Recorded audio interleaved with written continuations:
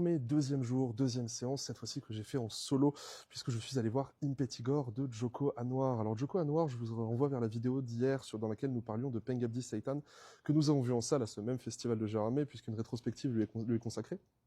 Et Impetigore, c'est un des films que j'avais le plus hâte de revoir, étant donné que c'est un film qui, lors de mon premier visionnage, m'avait beaucoup impacté, notamment par ses idées graphiques parfois bien tordues et vicieuses.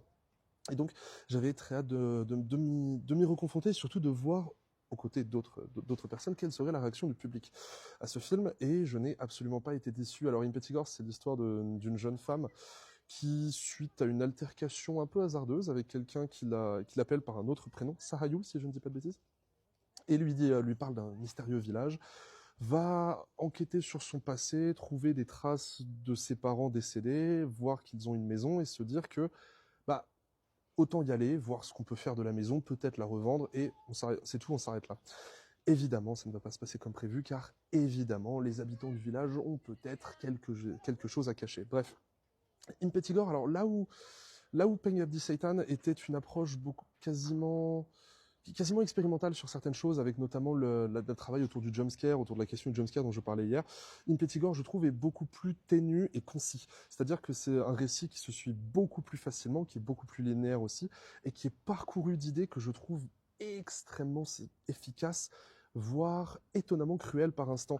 Et sans trop en dire, c'est de loin l'un des films de Joko Anwar les plus gore, avec beaucoup de plans bien trash. Il y a plusieurs scènes chocs qui vont aller chercher une sorte de viscéralité qu'il n'y a pas forcément dans Pengabdi Satan.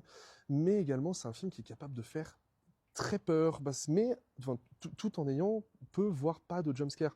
Ce qui peut paraître étonnant, mais qui permet au film de développer une sorte de tension constante, de tension extrêmement corrosive, extrêmement lancinante, qui lui donne une identité propre que je trouve renversante. Impetigore, de plus, c'est un film qui est baigné de culture indonésienne, comme évidemment toute la filmographie de Joko Anwar, mais celui-ci tout particulièrement, notamment autour de la figure de la marionnette, qui est présente dans le film d'une façon inattendue.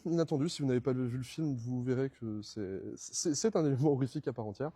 Mais bref, c'est baigné de culture indonésienne qui achève de lui donner non seulement une identité, mais également une patte visuelle, esthétique, thématique à laquelle on n'a pas l'habitude. Enfin, l'actrice du film nous a parlé de la façon dont le film avait été tourné dans une vraie jungle, et ça se voit, ça se sent. Le cadre du film est une vraie jungle, achevant de donner au film cette identité presque survival par instant, le rendant, en plus d'être effrayant, efficace et saisissant, parfois même un peu étouffant. Bref, Impetigore, c'est une immense réussite, c'est peut-être un de mes films préférés, sûrement un de mes films préférés de Joko Anwar, et je vous le conseille évidemment chaudement.